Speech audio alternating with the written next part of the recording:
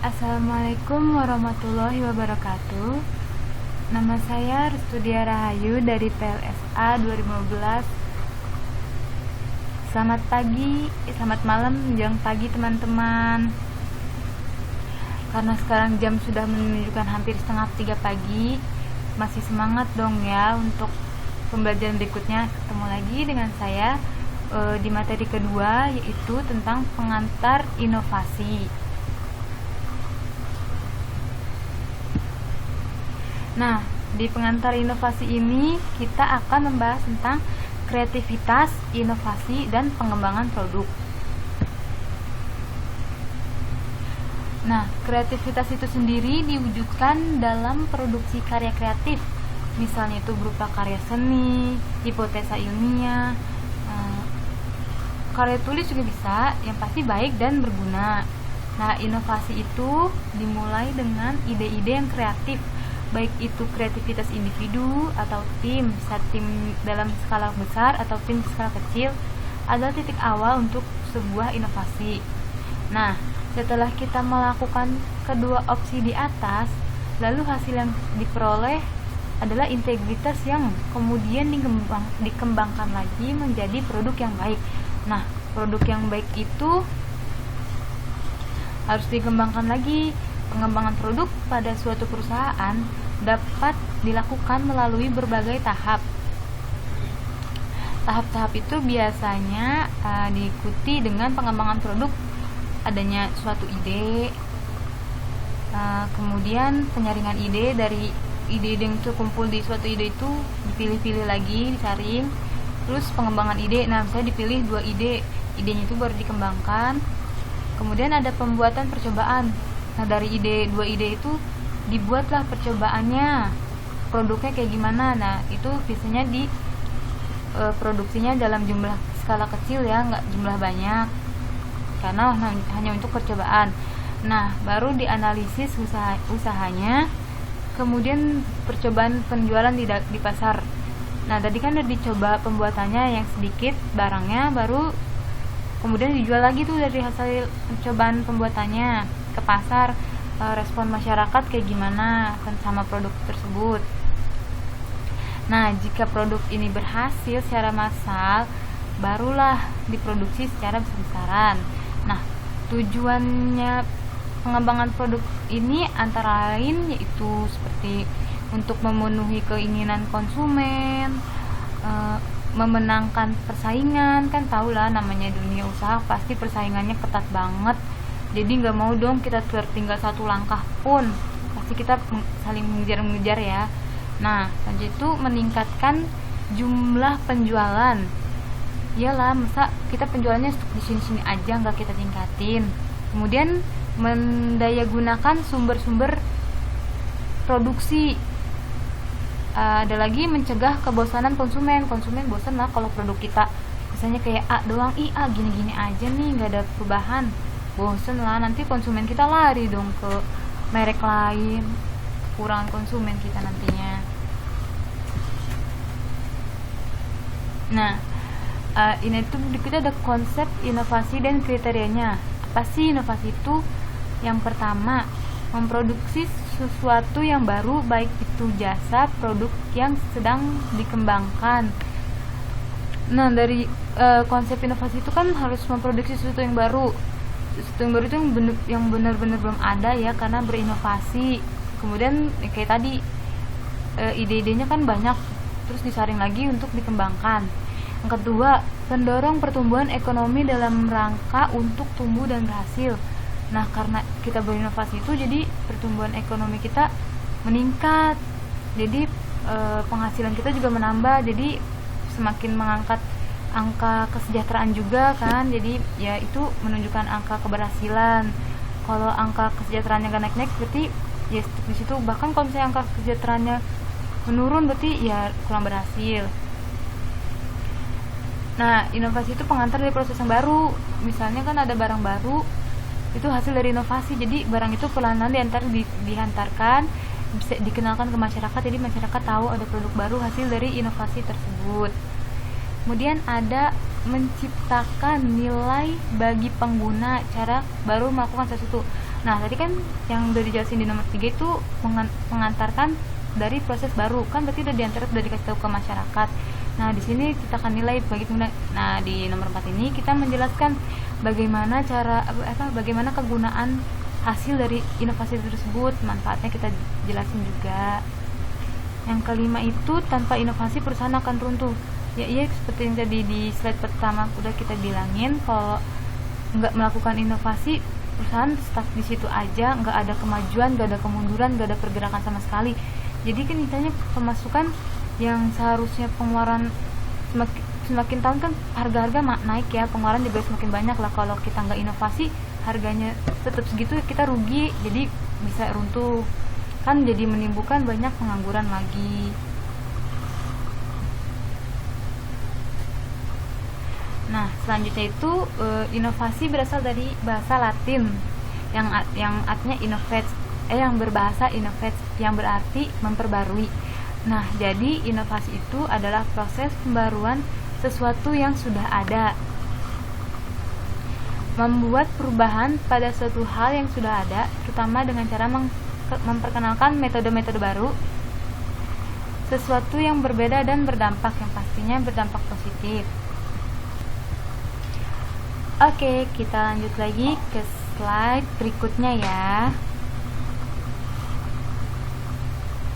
Nah, di sini itu ada kriteria inovasi, ada 4. Nah, sebelum itu mau nambahin materi sih pembahasan tentang prinsip keharusan. Maksud itu ada 3 prinsip, itu keharusan menganalisis peluang. Nah, tadi kan udah pengembangan produk tuh, berarti kita analisis dong peluangnya. Semua sumber peluang inovatif harus dianalisis secara sistematis. Tujuannya adalah mencari peluang yang benar-benar sesuai dengan inovasi yang akan dilakukan. Nah, yang tadi udah dibilang tuh ya, sebelum pengembangan produk udah disaring-saring dulu ide-idenya. Kemudian keharusan memperluas wawasan. Makin banyak hal yang baru yang kita dapat, maka makin mudah juga bagi kita untuk mencari gagasan yang inovatif tentunya. Memperluas wawasan dapat dilakukan dengan cara lebih banyak membaca, mendengarkan, dan merasakan. Kan juga kita bisa saling bertukar informasi kepada pengguna yang lainnya. Nah, terus ketiga itu keharusan untuk bertindak efektif.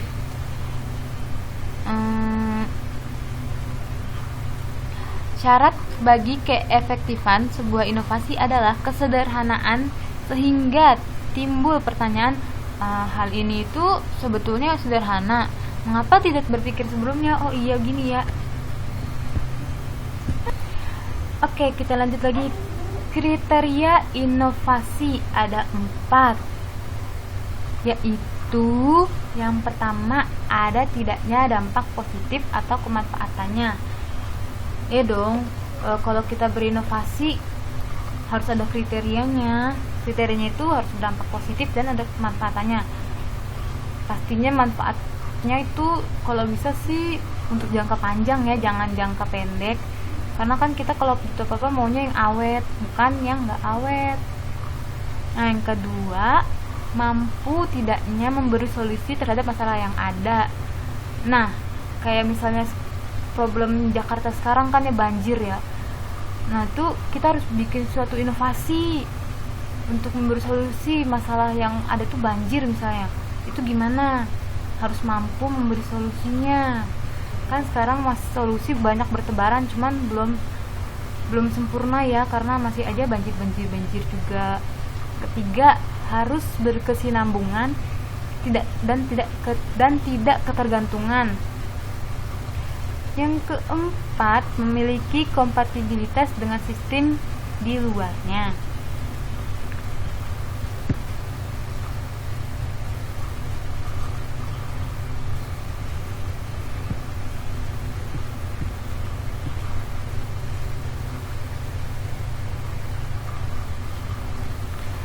Nah, mengapa sih harus berinovasi?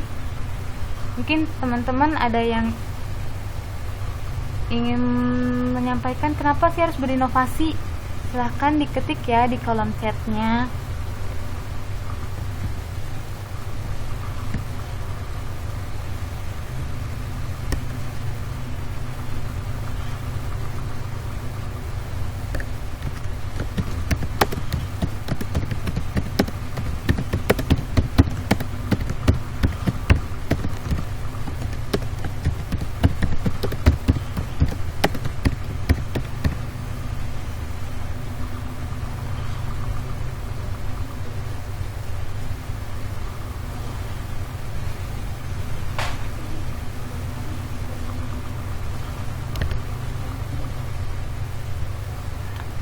Oh, kalau kata Saskia itu biar menemukan ide baru atau produk baru.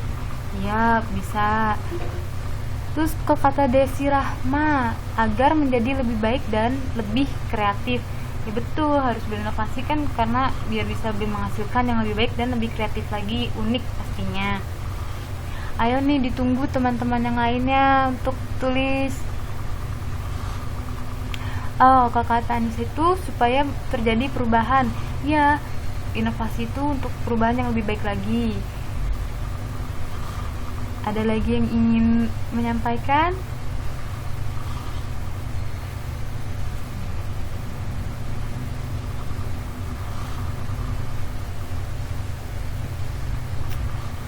Kalau tidak ada, kita lanjut saja dulu ya. Nanti bisa di review kalau masih kurang jelas.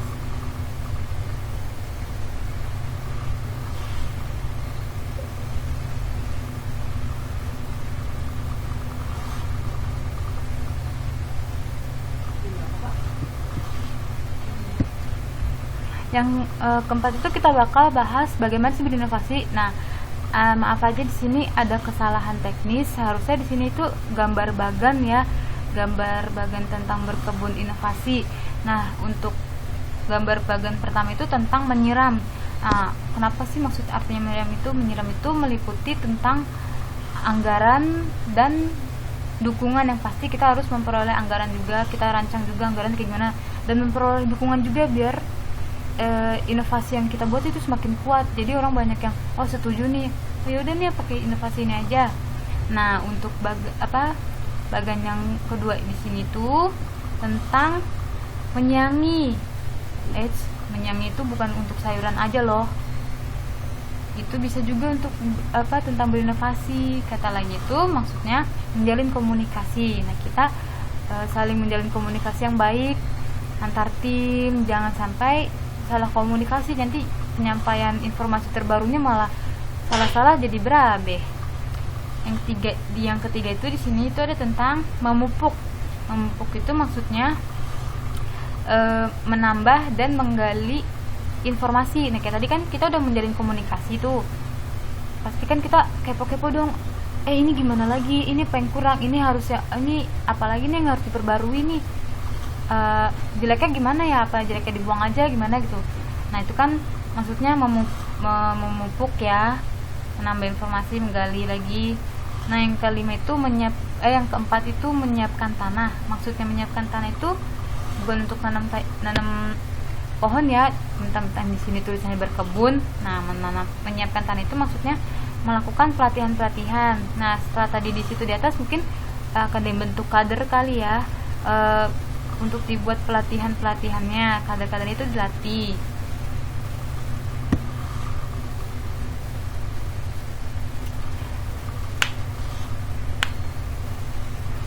Nah, selanjutnya ada 7 sumber inovasi menurut Drucker. Yang pertama itu tidak terduga. Iyalah, inovasi kan kadang kita tiba-tiba lagi menghayal dikit aja, tiba-tiba ada ide nih gini, ditampung dulu, ditulis dulu biar ide kita nggak lupa.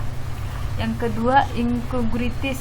Jujur sih ya, masih nggak ngerti maksud inkogritis di sumber inovasinya Drucker itu gimana. Jadi bingung juga mau jelasinnya. Nah, yang ketiga itu membutuhkan proses.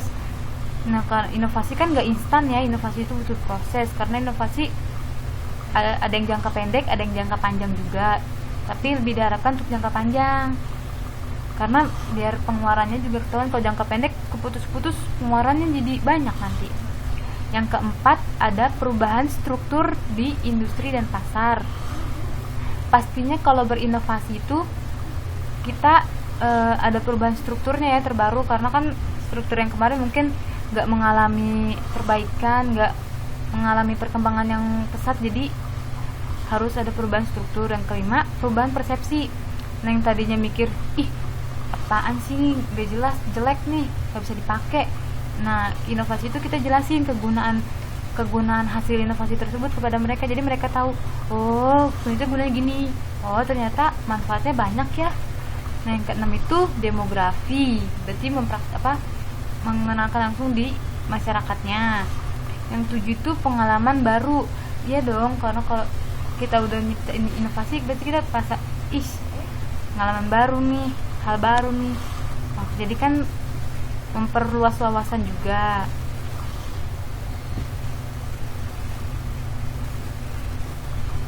Nah, selanjutnya ada 8 langkah transformasi. Yang pertama itu menetapkan kepentingan. Ya, difokusin, misalnya intinya kita mau ke arah mana, misalnya kita transformasi dari A mau ke C misalnya. Nah, jangan kita tiba-tiba mampir ke B, jadi menghambat nantinya kepentingan kita. Padahal yang ke C itu kita kepentingan untuk bersama, yang ke B kepentingan untuk pribadi. Yang kedua, menciptakan koalisi yang membimbing. Iya dong, jangan menciptakan koalisi yang panas jadi saling menghujat satu sama lain. Kalau membimbing kan jadi balance perjalanannya. Yang ketiga, membuat visi. Sebelum melakukan transformasi ini, memang kita dianjurkan untuk membuat visi, karena biar lebih jelas lagi rencana ke depannya. Yang keempat itu membahas visi. Nah, mungkin nanti di keempat itu visinya saling menyampaikan ya, mau visi kayak gini, mau visi kayak gini nih. Nah, di membahas visi ini mungkin ditampung dulu sama orang-orangnya. Nah, setelah membahas visi tersebut, itu kemudian melakukan tindakan sesuai visi.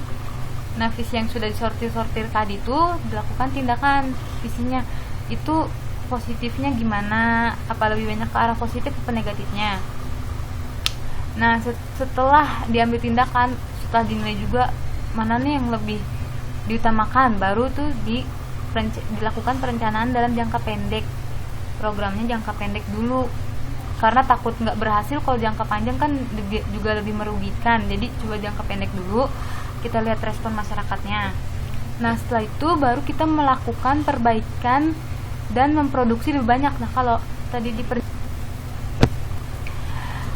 Nah, yang ke-8, pendekatan. Nah, kan kita udah produksi banyak, sayang dong kalau nggak laku. Nah, kita deketin konsumennya, kita rayu-rayu lagi, kita jelasin lagi manfaatnya, nilai gunanya, positifnya gimana.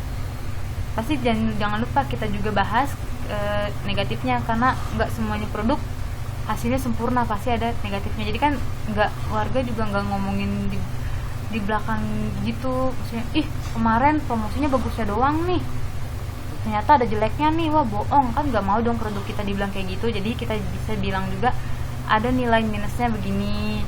Nah, di sini tuh juga kita bisa ngasih tahu nilai minusnya ini ada loh, maksudnya bisa tanganinya manualnya seperti ini tuh.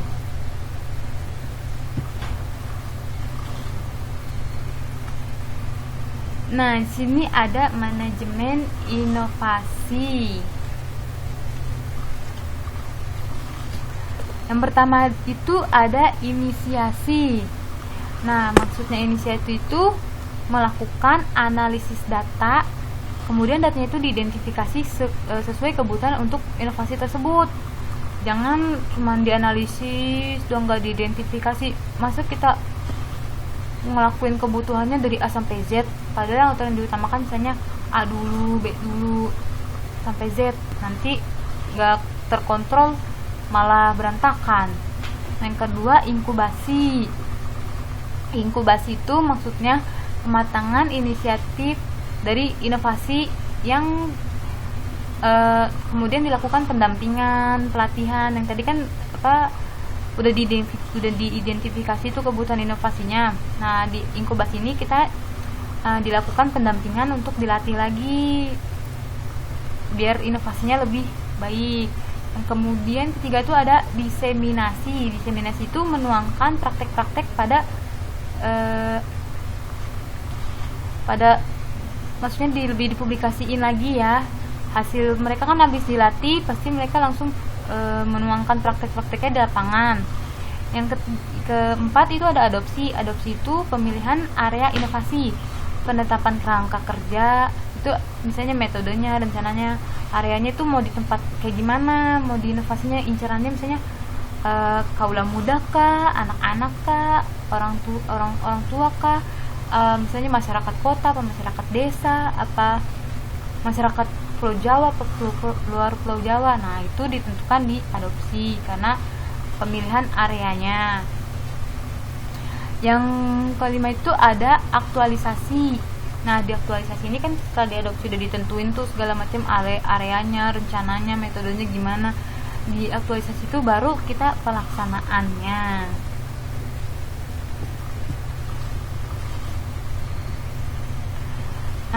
Inkubasi inovasi itu apa sih? Di sini tuh dijelasin inkubasi merupakan waktu atau masa yang dibutuhkan untuk melaksanakan observasi dan intervensi tertentu sampai muncul perubahan dari awal menjadi kondisi baru. Mungkin teman-teman ada yang mau memberi tambahan maksud inkubasi inovasi itu seperti apa? Silahkan di komen ya.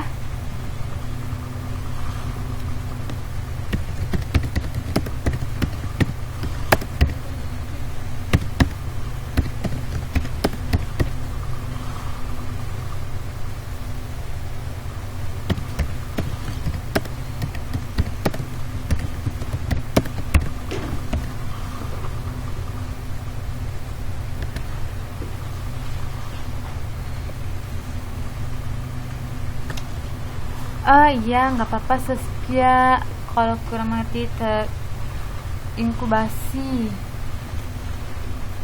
karena emang penjelasannya belum banyak ya.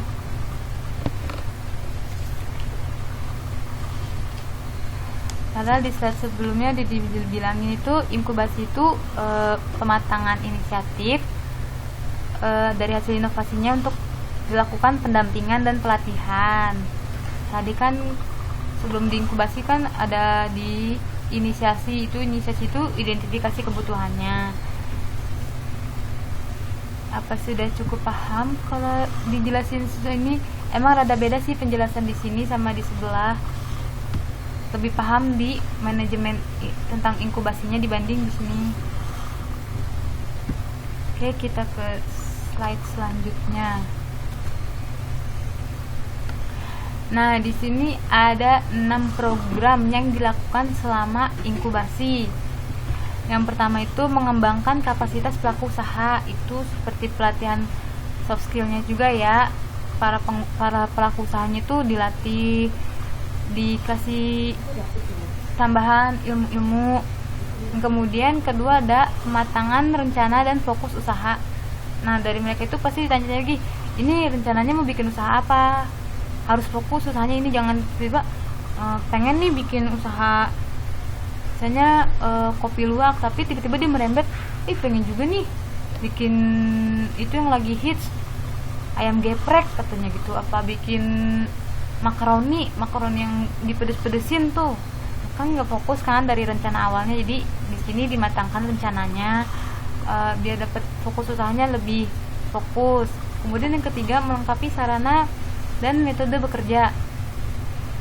Di sini tuh dilengkapi sarananya, misalnya dari pelaku usaha ini udah list sarananya apa aja, gimana aja, terus metode bekerja gimana. Nah, di sini kalau ada yang kurang sama fasilitatornya akan dilengkapi, dikasih penjelasan. Kemudian mengembangkan teknologi. Nah, jika inovasinya itu membutuhkan teknologi yang udah terkini, yang udah modern, nah sama fasilitator bahkan dijelasin itu pengembangan teknologinya. Tapi jika tidak memerlukan teknologi yang sangat modern seperti zaman sekarang ini ya nggak perlu sih, hanya teknologi dasarnya saja yang mungkin akan dijelaskan. Yang kelima itu menutupi defisiensi dan kekurangan dana. Jadi di sini juga dilatih bagaimana untuk menutupi kekurangan dana. Nah, dari hasil penjualan sebelumnya itu pasti kan kita ada untung. Nah, untung itu mungkin ada beberapa persen yang untuk disimpan untuk menutupi kekurangan dana jika di masa yang akan datang itu tiba-tiba mereka kekurangan dana. Yang keenam itu mengurangi defisit kompetensi pegawai melalui training. Nah, apa maksudnya, pegawai kan kadang tiba-tiba kita terima aja tapi ternyata hasilnya kerjanya nggak bagus. Jadi daripada kita menghindari pegawai yang kayak gitu, nah kita training dulu sebulan 2 bulan, kita lihat dulu kerjanya bagus apa enggak. Kalau bagus ya boleh ditindaklanjuti, kalau kurang bagus mereka pastinya kan diberi pelatihan seperti yang tadi di awal, dikembangkan lagi kapasitasnya. Jadi lebih ada nilai plusnya setelah dikembangkan.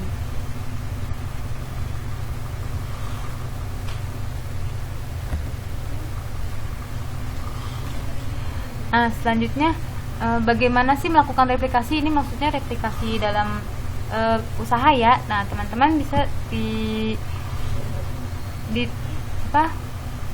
menyampaikan pendapatnya di kolom komentar, bagaimana sih melakukan replikasi itu dalam berwirausaha.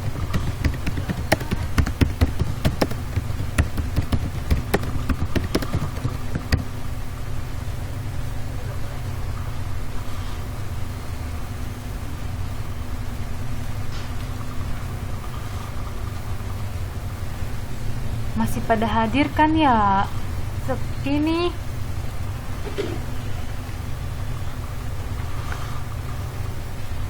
Ayo dong, bagaimana melakukan replikasi dalam usaha? Menurut teman-teman itu gimana?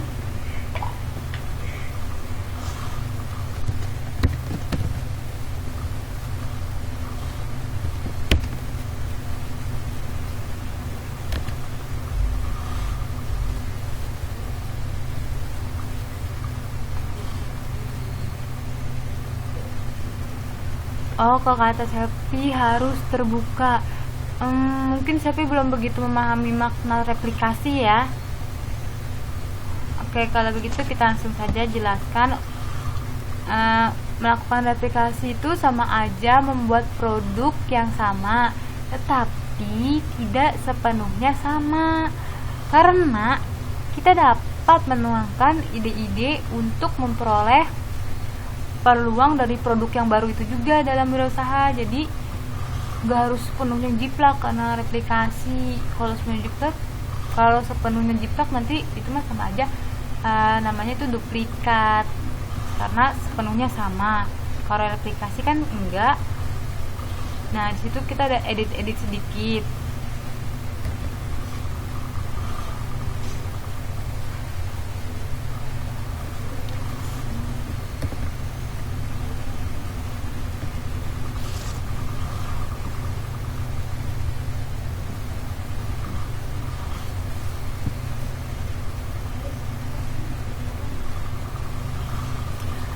Nah, di sini selanjutnya ada kategori inovasi. Yang pertama itu lebih banyak melakukan hal yang telah Anda lakukan dengan baik. Kategorinya iya dong, kalau inovasi pasti yang pernah kita lakukan dengan baik kita masukin juga tuh ide-idenya. Kemudian yang kedua itu lebih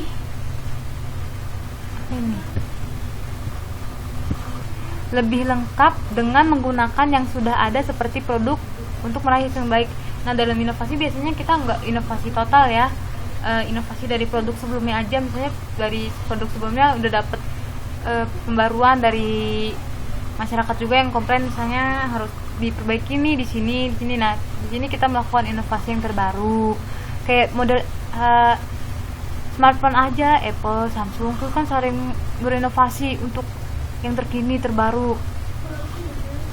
Kemudian yang ketiga itu saling melengkapi, menawarkan sesuatu yang baru dan mengubah struktur. Nah tadi dibilang tuh dari Samsung,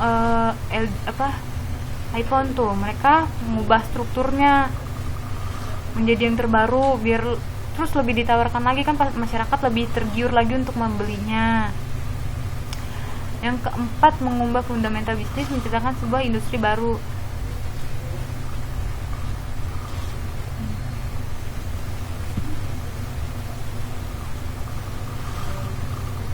Nah, di sini tuh ada anak tangga dan hambatan berinovasi. Yang pertama awareness, yang kedua interest, yang ketiga knowledge, yang keempat attitude, yang kelima legitimation, yang keenam practice. Nah, di slide selanjutnya arti-arti ini akan kita bahas.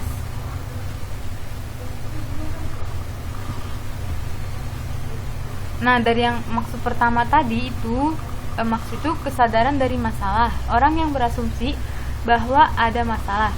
Nah, pasti dong kalau misalnya mau inovasi, dia juga pasti menyadari dong ada minusnya. Jadi dia harus menyadari, jangan sepenuhnya inovasi ini bagus, menurut gue ini bagus karena gitu. Jadi dia harus sadar juga harus ada masalahnya. Jadi jangan sepenuhnya. Yang kedua itu setelah menyadari ada masalah, mereka harus menunjukkan minat tertentu. Maksudnya minat itu mungkin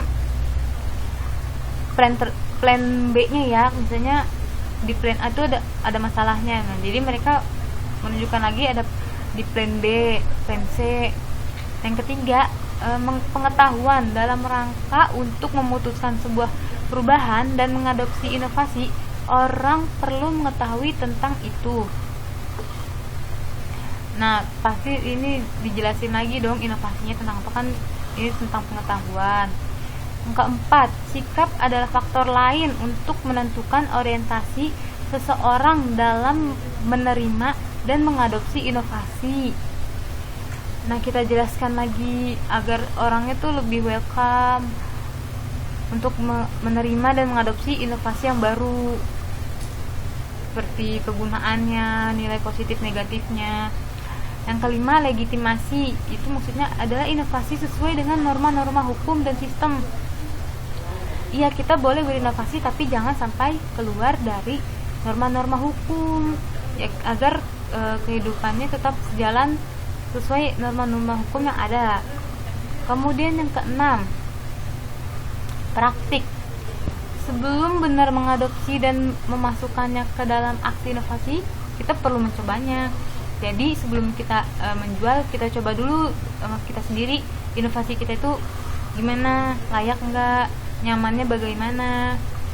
Nah, kalau kita sendiri udah membuktikan ternyata oke, baru kita share ke masyarakat, kita jual hasil inovasinya, kita perkenalkan kepada masyarakat hasil inovasi kitanya itu seperti apa.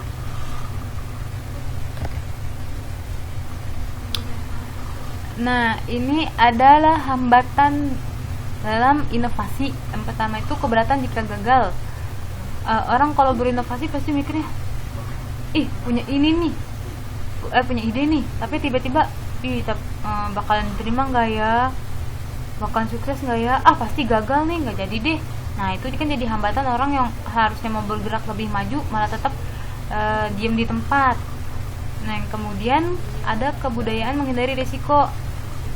Ada lagi yang di sini dia udah melakukan inovasi, tapi inovasi dia kurang maksimal. Dia pengen inovasinya lebih maju lagi, tapi ternyata dia takut menghindari risiko, takutnya nanti tiba-tiba gagal tengah jalan, rugi. Nah, itu menghambat dia juga untuk lebih maju. Ketergantungan tinggi, misalnya inovasi dia hasil karya orang lain, jadi dia maunya dari dia aja inovasinya, nggak mau kita bikin sendiri. Yang selanjutnya, teknologi tersedia tetapi perbedaan budaya. Iya nih, kayak misalnya di kota dan di desa itu kan teknologinya emang ada tersedia, walaupun teknologi sederhana, tapi kan perbedaan budaya ada masyarakat yang nggak mau terima hal-hal yang berbau modern karena mereka mau melestarikan adat istiadat tradisional merekanya. Nah, itu juga menghambat tuh inovasi perubahan di suatu daerah tersebut. Yang selanjutnya lemah keterampilan. Iya, makanya sebelum berinovasi kan tadi udah dijelaskan di slide sebelumnya, itu dilakukan pembimbingan dan dilakukan pelatihan, difokuskan rencana awalnya mau bagaimana, jadi dia keterampilannya lebih meningkat lah dibanding sebelumnya yang lemah keterampilan. Selanjutnya itu jangka pendek anggaran perencanaan. Nah iya, kita lebih baik untuk melakukan perencanaan itu untuk melakukan inovasi itu lebih baik jangka pendek dulu ya anggarannya, jadi nggak bakal mahal, nggak merugi juga kalau misalnya jangka pendek itu gagal, karena anggarannya masih bisa kita rencanain lagi. Yang terakhir itu tekanan dan administrasi menjadi beban. Nah, jangan jadiin pengeluaran kita sebagai beban yang seharusnya kita buat beli yang produk, maksudnya bahan baku yang berkualitas, tiba-tiba jangan beli yang itu mahal, kita beli aja murah, toh sama aja bisa bakal dibikin kayak gini juga. Jangan, itu bisa menghambat juga untuk kita berinovasi. Nah, kita sudah berada di slide akhir nih. Kira-kira teman-teman ada yang ingin bertanya? Ditulis ya di kolom komentar pertanyaannya. Masih ditunggu. Oke, masih tunggu kok. Semangat. Wah, kita dapat mendapatkan 4 pertanyaan nih dari para pendengar setia. Yang pertama ada dari Saskia, dia bertanya bagaimana cara membangun kreativitas. Nah, langkah-langkah untuk meningkatkan kreativitas itu, pertama kita ubah dulu cara berpikir dari negatif ke arah yang positif, karena semakin positif cara berpikir membuat kita semakin percaya diri dan optimis dalam menghadapi permasalahan. Nah, selanjutnya itu tulislah secara detail mengenai situasi kesulitan yang sedang kita hadapi. Tulislah segala hal yang berkaitan dengan tantangan Anda. Apa penyebab Anda begitu khawatir sehingga tidak membangun kreativitas. Selanjutnya itu ada selalu bertanya, berlatihlah juga untuk menjawab permasalahan atau pertanyaan dari sudut pandang yang berbeda. Misalnya bisnis Anda sedang mengalami kendala, itu penurunan, mengapa penjualannya menurun, semakin banyak kompetitor. Nah, selanjutnya Anda itu harus take action, langsung bertindak, menyibukkan diri dan terus bergerak, jangan berdiam diri aja. Kemudian yang terakhir itu ada mencari sudut pandang lain. Salah satunya untuk mengasah kreativitas adalah dengan mencoba menemukan sesuatu dari perspektif lain yang sama sekali tidak dituliskan oleh sebuah pensil. Lalu pikirkanlah sebanyak mungkin ide-ide yang Anda dapatkan, baru ditulis lagi ide-idenya yang telah kita pikirkan. Nah, selanjutnya ingin menjawab pertanyaan dari Desi. Bagaimana peranan kreativitas dalam kewirausahaan?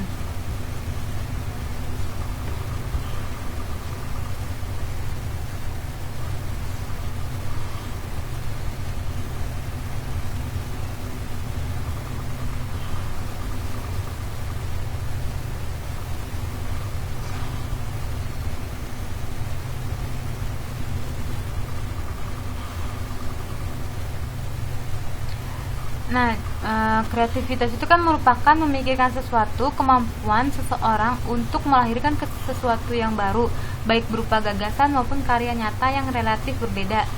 Nah, sedangkan untuk belajar mengembangkan keterampilan kreatif digunakan juga otak kanan. Itu seperti ceritanya itu kayak misalnya bertanya, apakah ada cara yang lebih baik? Terus selalu menantang kebiasaan, tradisi, dan kebiasaan rutin, berefleksi atau merenung, berani bermain mental, mencoba melihat masalah dari perspektif yang berbeda, menyadari kemungkinan banyaknya jawaban daripada satu jawaban yang benar, melihat kegagalan dan kesalahan hanya sebagai jalan untuk mencapai kesuksesan, Kemudian ada mengkorelasikan ide-ide yang masih samar terhadap masalah untuk menghasilkan pemecahan inovasi tersebut. Yang terakhir itu ada memiliki kemampuan untuk bangkit di atas kebiasaan rutin dan melihat permasalahan dari perspektif yang lebih luas, kemudian memfokuskannya pada kebutuhan untuk berubah. Selanjutnya lagi ada pertanyaan dari Anissa, bagaimana berpikir kreatif dalam kewirausahaan?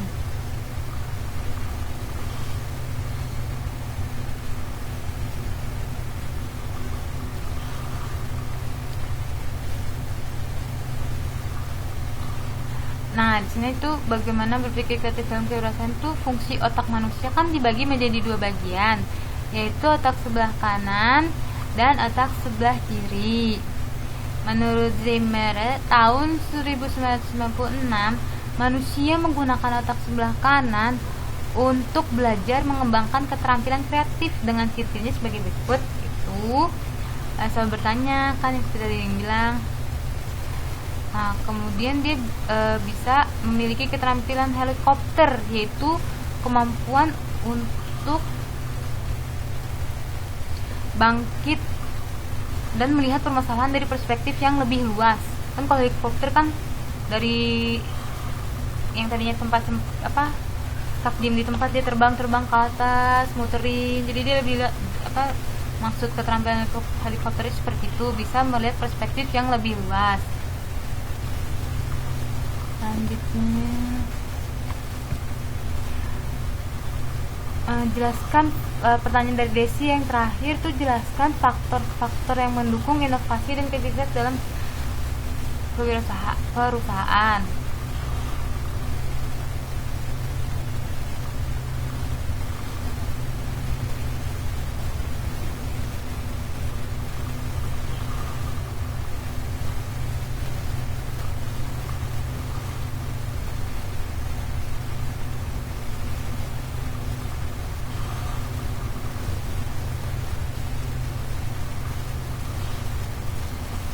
Nah, faktor-faktor yang mendukung inovasi dan kreativitas dalam kewirausahaan itu, pertama itu kita harus punya motivasi untuk lebih bisa berkreativitas. Kemudian kondisi eksternal juga mendorong perilaku kita untuk lebih berinovasi lagi. Kondisi dari lingkungan secara konstruktif juga ikut mendukung munculnya kreativitas itu sendiri muncul.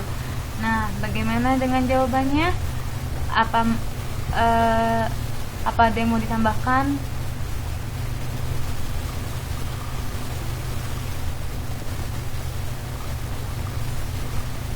Oke, sudah cukup ya, Kak. Karena juga waktu sudah menunjukkan semakin pagi. Demikian pemaparan materi dari saya. Mohon maaf bila ada kesalahan kata dan tadi kesalahan teknis juga yang tidak muncul bagannya, mohon dimaafkan. Selamat pagi, selamat beristirahat. Wassalamualaikum warahmatullahi wabarakatuh.